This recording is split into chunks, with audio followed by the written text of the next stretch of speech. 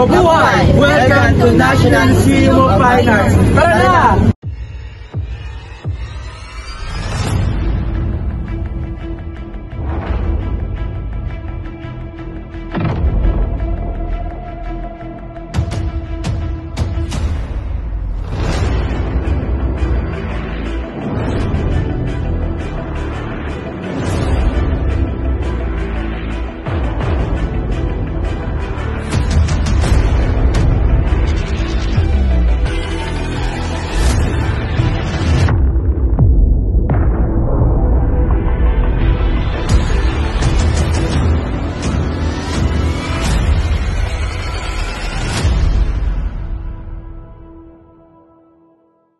Mabuhay! Isang magandang pagbati mula sa museo ng kulturang ipinamana sa atin ng nakaraan. Dito ay nakalagak ang iba't ibang obra mula sa mga mauusay na alagad ng sining, mga pinta, iskraptura at iba pa. Inialay ang kanilang talento para ipakita sa kasalukuyan ang angking galing nating mga Pilipino. Mga obra o sining na may iba't ibang impresyon. Iisa ang hangarin, imulat tayo sa malawak na pangunawa. Huwag limitahan ang ating mga imahinasyon. Hayaan itong maglakbay hanggang sa maunawaan ang isang bagay. Narito ang aming pangkat. Ipapakita ang aming impresyon sa iba't ibang obra na likha ng mga alagad ng sining sa ating bansa. Napasimula sa aking pagpasok sa museo, ako ay napukaw ng isang malaking sining na makikita sa unang palapag. Pinta ni Juan Luna at ito ay tinatawag na Espulado. Mula sa imahe aking natunghayan ng dilim sa bandang kanan at nakita ang pagpapahirap sa mga taong nasa liwanag. Tila isang mensahe ng pakikipaglaban para sa isang bagay o kalayaan, na para bang ang lahat na nakikipaglaban para sa kalayaan ay dinadala sa dilim at hinihila papalayo sa liwanag. Ang emosyon ni Luna ay tila ba gustong kumawala sa dago o pagpapahirap ng lahat sa pakikipag-alyansa para sa kalayaan. Gusto ni Luna marahil na ipahiwatig sa atin sa pamamagitan ng kanyang pinta na kung gaano sa panahon noon kahirap makipaglaban para sa kalayaan. Sa kasalukuyang panahon natin ngayon, mapalad tayo dahil may boses ang lahat at ito ay napapakinggan kahit papaano ng iilan sa may kapangyarihan. Hindi marahil kagaya noon, panahon na tila unting salita mo lang ng masama sa nasa taas ay agad-agarang ka ng paparusahan. Itong imahe ay aral para sa lahat na may mga taong naghihirap para ipaglaban ang kalayaan na ating natamo sa kasalukuyan. I appreciate this art because Juan Luna dedicated to his mother, Lorena Lubisio y Asienta. Did you know na ang painting na ito ay naglalarawan ng pagpapahalaga ni Luna sa kanyang ina? Nagpapasalamat siya sa walang sawang pagmamahal, pag-aaruga, at walang humpay na sakripisyo na ginawa ng kanyang ina para sa kanilang pamilya. Hindi sapat ang salita upang ilarawan ang kalagahan ng presensya at pagmamahal ng isang ina sa kanyang pamilya. I appreciate this a lot since isa rin ako sa nagpapasalamat sa aking ina. At ang nararamdaman ni Luna habang pinipinta niya ito ay ganun din ang aking nadadama. Sa aking paglalakbay sa loob, aking natuklasan ang pintang may pamagat na Japanese atrocities. Ipininta ni Manuel Antonio Rodriguez Sr. Ito ay aking ina-appreciate sapagkat may kaugnayan ang painting na ito sa panahon noong sinasakop pa ang ating bansa. At pinapakita din sa painting na ito gaano naghirap ang bawat Pilipino sa pananakop ng Hapones sa ating bansa. Ang painting na to ay nagpapaalala sa atin na hindi basta-basta ang mga nangyari sa ating bansa bago natin tuluyan maangkin ito. Maraming mga pinagdaanan at pagsubok ang mga Pilipino mapaglaban lang ang bansang Pilipinas.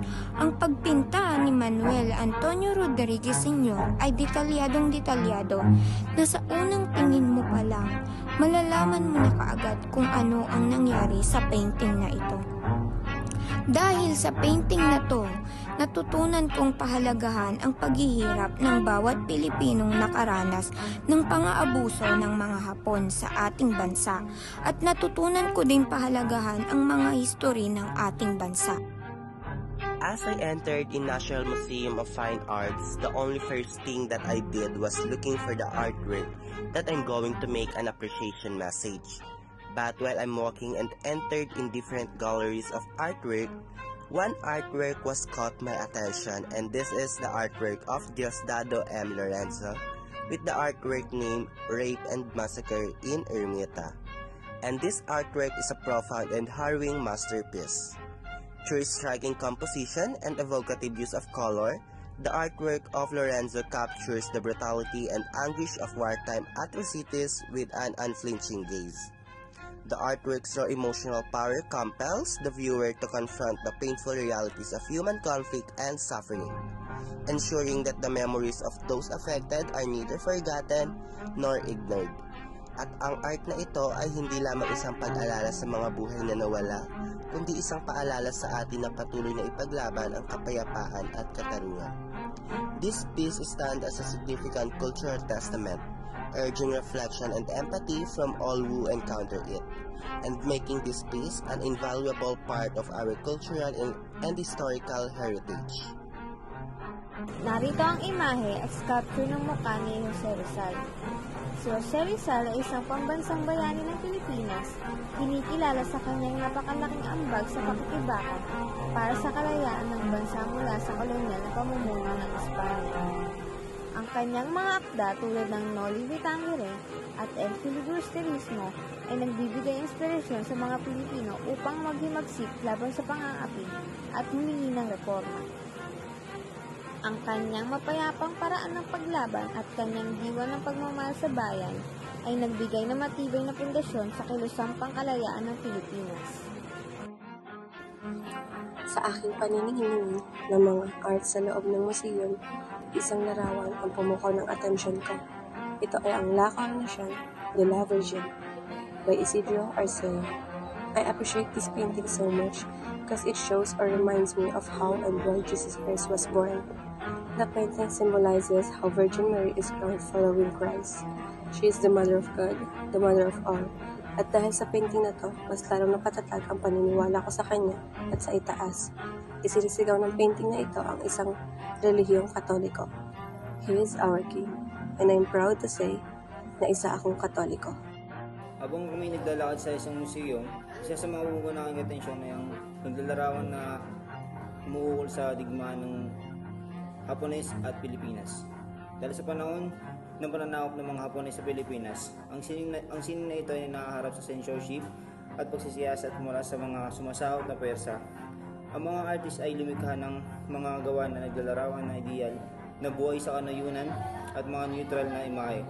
Upang maiwasan ng mga kainatnan, pagkatapos ng digmaan, lumitaw ang isang neo-release na kilusan na nakatugon sa mga makatotohanang paglalarawan ng kahirapan at mga kondisyon pagkatapos ng digmaan. Alfredo Liongoren, an abstract painter, created this painting with oil on wood and only used two colors, black and white. The brush strokes were extremely precise and creative. At first view, it appears like the artist simply brushed paint onto the canvas. However, upon closer inspection, the brush strokes were painstakingly researched.